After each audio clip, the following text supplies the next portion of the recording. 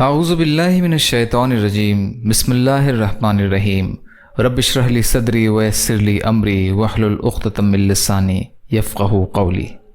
جب دنیا ریزہ ریزہ ہو جائے گی، قیامت کی چھوٹی اور بڑی نشانیوں کے بارے میں۔ علامات صغریٰ، قیامت کی چھوٹی نشانیاں۔ ضروری بات، یہ بات پہلے گزر چکی ہے کہ علامات قیامت دو طرح کی ہیں، علامات صغریٰ یعنی چھوٹی نشانیاں اور علامات کبریٰ یعنی بڑی نشانیاں، اور دونوں میں فرق یہی ہے کہ بڑی نشانیاں جب واقع ہو جائیں گی تو ان کے فوراً بعد قیامت واقع ہو جائے گی۔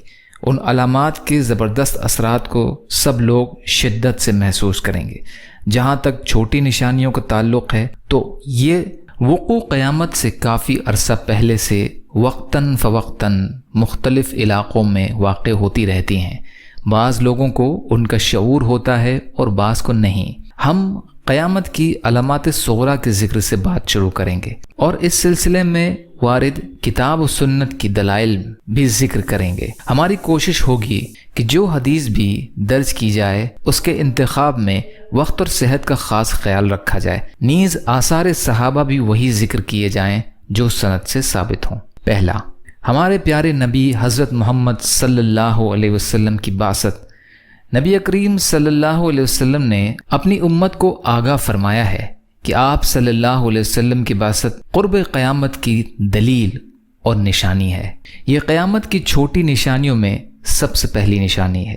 حضرت سہل بن سعد رضی اللہ تعالی عنہ کہتے ہیں کہ میں نے نبی کریم صلی اللہ علیہ وسلم کو دیکھا کہ آپ صلی اللہ علیہ وسلم نے اپنی انگشت شہادت اور درمیانی انگلی کی طرف اشارہ کیا اور فرمایا، مجھے اور قیامت کو اس طرح ایک ساتھ بھیجا گیا ہے جس طرح یہ دو انگلیاں آپس میں ملی ہوئی ہیں۔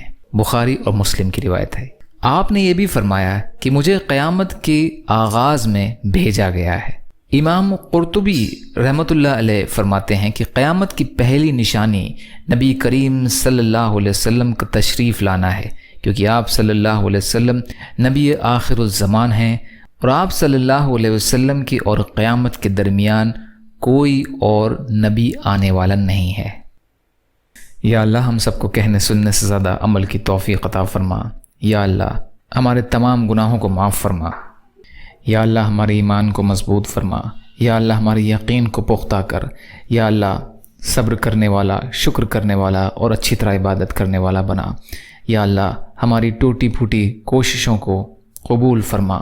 یا اللہ بے شک آپ کی مغفرت آپ کے غصے سے وسیع ہے۔ یا اللہ ہم اپنے اعمالوں سے زیادہ آپ کی رحمت کے امیدوار ہیں۔ یا اللہ ہم سب کو دین کا کام کرنے والا بنا۔ یا اللہ جنت کا راستہ آسان کر دیجئے، جہنم کے راستوں سے آڑ کر دیجئے۔ ربنا تقبل منا انک انت السمیع العلیم وتب علینا انک انت التواب الرحیم برحمتک یا ارحم الراحمین۔ لا الہ الا اللہ محمد رسول اللہ۔ السلام علیکم۔